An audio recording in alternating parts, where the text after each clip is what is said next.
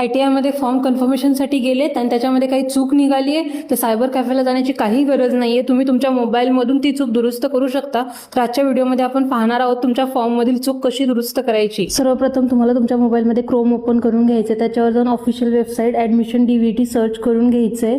Admission DVT search केल्यानंतर आपल्याला result मिळेल. होम पेज जसं बघू शकता ITI ॲडमिशनची ऑफिशियल वेबसाईट admissionDVTgovernment.in ही आहे. नंतर आपला अशा प्रकारचं इंटरफेस होम पेज ओपन होईल. त्यानंतर आपल्याला जायचं कॅन्डिडेट लॉग इनमध्ये. यामध्ये आपल्याला क्लिक करायचं रजिस्टर कॅन्डिडेट लॉग इनमध्ये. इथे तुम्हाला साइन इन करायचं आहे तुमचं. इथे तुम्हाला तुमचा लॉग इन ID आणि पासवर्ड एंटर करायचा आहे. याचसोबत आपल्याला इथे एक क्वेश्चन सॉल्व्ह करायचं आहे. 5 मधून 2 गेले, 3 राहिले आणि साइन इन करून घ्यायचे. साइन इन केल्यानंतर असा इंटरफेस दिसेल. Proceed to ITI admission portal करायचं आहे. त्याच्यानंतर तुम्हाला पुढचा पोर्टल दिसेल. इथे आपल्याला प्रोफाईल लॉक आहे. अनलॉक ॲप्लिकेशन फॉर्मवर क्लिक करायचं. तुमचं अनलॉक ॲप्लिकेशन केल्याशिवाय तुम्ही कुठलेही चेंजेस करू शकत नाही. याच्यासाठी OTP लागतो.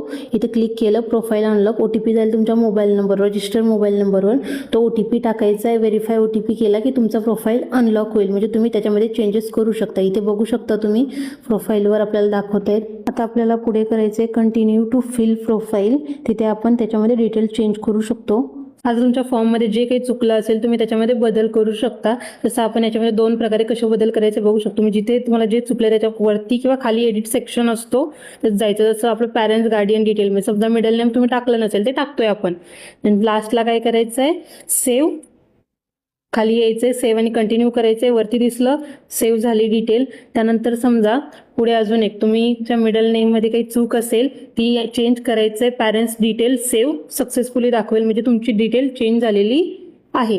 त्यानंतर पुढील काही चेंज असेल, तुमची बर्थडेट चुकली असेल तर ही बर्थडेट तुम्ही स्वतः चेंज नाही करू शकत. ही ITI मध्ये शिक्षक असतात कन्फर्मेशनसाठी बसलेत त्यांच्या थ्रू तुम्ही चेंज करू शकता. कारण आपण आधार व्हेरीफाय केलेलं तिथे तो पर्सनल डिटेल लॉक होतो.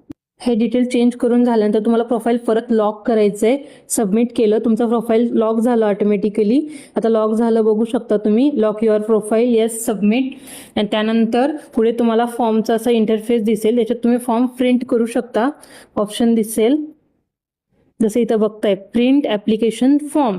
इथे तुम्ही फॉर्मची प्रिंट काढून तिथे ॲडमिशनसाठी सबमिट करू शकता. 28 जून 2026 रोजी फायनल मेरिट लिस्ट म्हणजेच पहिल्या राऊंडची प्रसिद्ध करण्यात येईल. त्यानंतर मेरिटमध्ये कोणताही बदल होणार नाही. म्हणून या 3 गोष्टी लक्षात ठेवा. अर्ज 21 तारखेपूर्वी भरा. कन्फर्मेशन 22 जून पूर्वी करा. ऑप्शन 23 जून पूर्वी भरा. एक छोटीशी चूक तुमचा आवडता ट्रेड किंवा आवडता होऊ शकते. हा व्हिडिओ त्या मित्राला नक्की पाठवा ज्याने अजून ऍडमिशन प्रोसेस पूर्ण केली नाही. तुम्हाला एखाद्या नवीन गोष्टीबद्दल व्हिडिओ हवा असेल किंवा काही जाणून घ्यायचं असेल तर कमेंटमध्ये मला नक्की सांगा. धन्यवाद.